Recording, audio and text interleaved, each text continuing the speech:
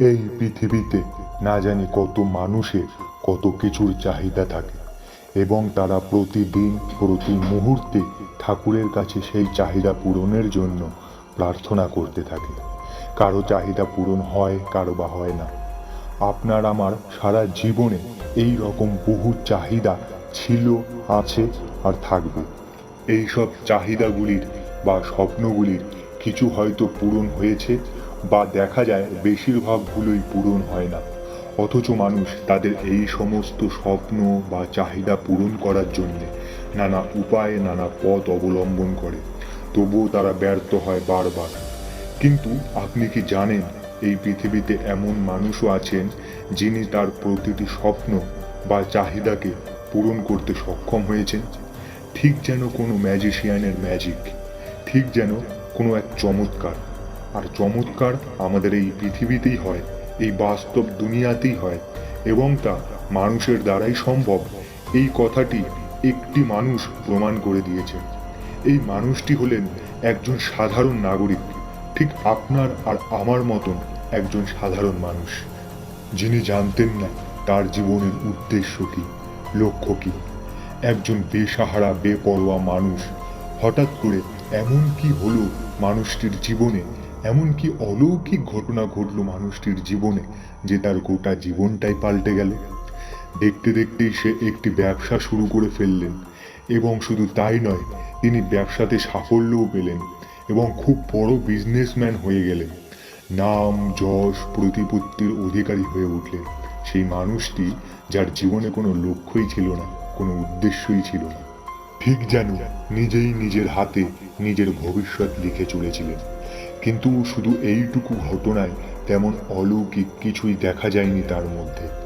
আসল চমৎকার তো তখন হলো যখন সে একটি অ্যাক্সিডেন্টের পর মৃত্যুর সঙ্গে লড়াই করছিল। বড় ব্যবসায়ী হবার পর সে একটি নিজের প্লেন কেনেন ও নিজেই ওই প্লেনটি চালাবার সিদ্ধান্ত নেয়। তার জন্য সে একটি লাইসেন্স নিয়ে প্লেনটি ওড়ান।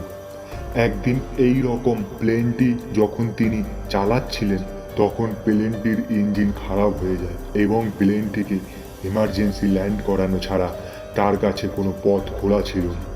সে প্লেনটিকে এমার্জেন্সি ল্যান্ড করায় এবং সেই সময় প্লেনটি ক্র্যাশ করে ও তার খুব বড় অ্যাক্সিডেন্ট হয়। এতটাই বড় অ্যাক্সিডেন্ট হয় যে তার পিঠের প্রতিটি হাড় ভেঙে যায়, তার মেরুদণ্ড পুরোপুরিভাবে ভেঙে যায়, তার শরীরের অর্ধেক হাড় ভেঙে গিয়েছিল, তার পুরো বডি প্যারালাইজড হয়ে গিয়েছিল।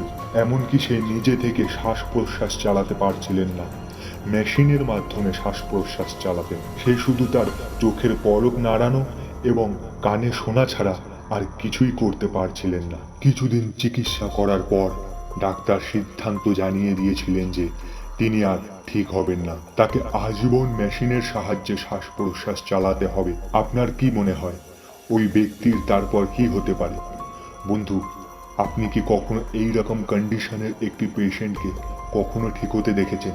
কখনো দেখেছেন কোনো রোগ বা এই রকম রোগী মেডিকেল সায়েন্সকে বুড়ো আঙুল দেখিয়ে অলৌকিকভাবে সুস্থ হয়েছেন? আর সত্যি কি সুস্থ হওয়ার কন্ডিশনে ছিলেন ওই ব্যক্তি? কিন্তু বন্ধু, আপনি শুনলে অবাক হবেন যে ওই ব্যক্তি সম্পূর্ণভাবে সুস্থ হয়ে উঠেছিলেন, আর সেটাও মাত্র 3 মাসে। শুধু 3 মাসের মধ্যেই। হ্যাঁ বন্ধু, এই ব্যক্তি এইভাবেই তার সমস্ত ডাক্তারকে মিথ্যে প্রমাণ করে দিয়েছিলেন। এই অলৌকিক ঘটনা দেখে ডাক্তাররা অবাক হয়ে গিয়েছিলেন। তারা নিজের চোখে বিশ্বাস করতে পারছিলেন না।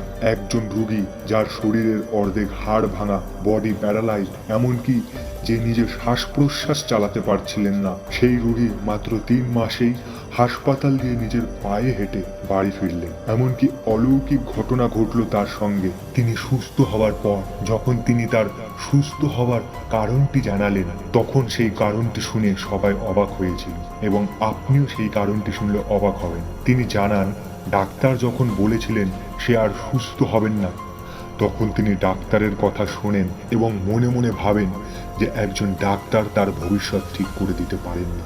তার ভবিষ্যৎ সে নিজেই ঠিক করবে এবং 3 মাসের মধ্যে সম্পূর্ণভাবে সুস্থ হয়ে বাড়ি ফিরবেন, তাও নিজের পায়ে হেঁটে। তিনি আর কিছুই করেননি, শুধু মনে প্রাণে চেয়েছেন আর বিশ্বাস করেছেন যে সে সুস্থ হবেন। এটাই নাকি তার সুস্থতার একমাত্র কারণ। খুব আশ্চর্যকর একটি ঘটনা, তাই না?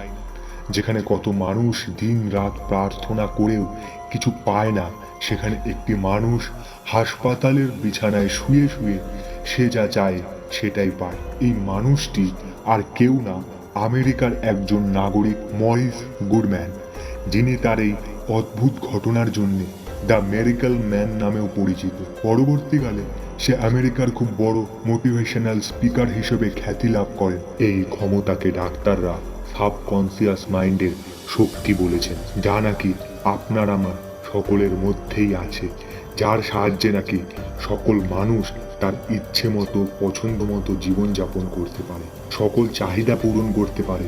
আর যদি এটাই সত্যি হয়, তাহলে আর সকল মানুষ কেন এই শক্তিকে কাজে লাগাতে পারছে না? আপনার কি মনে হয়, এটি কি সাবকনসিয়াস মাইন্ডের শক্তি, নাকি কোনো অলৌকিক ক্ষমতার অধিকারী ছিলেন এই ব্যক্তি, যেটি আপনার আমার মতো সকল সাধারণ মানুষের মধ্যেই আছে?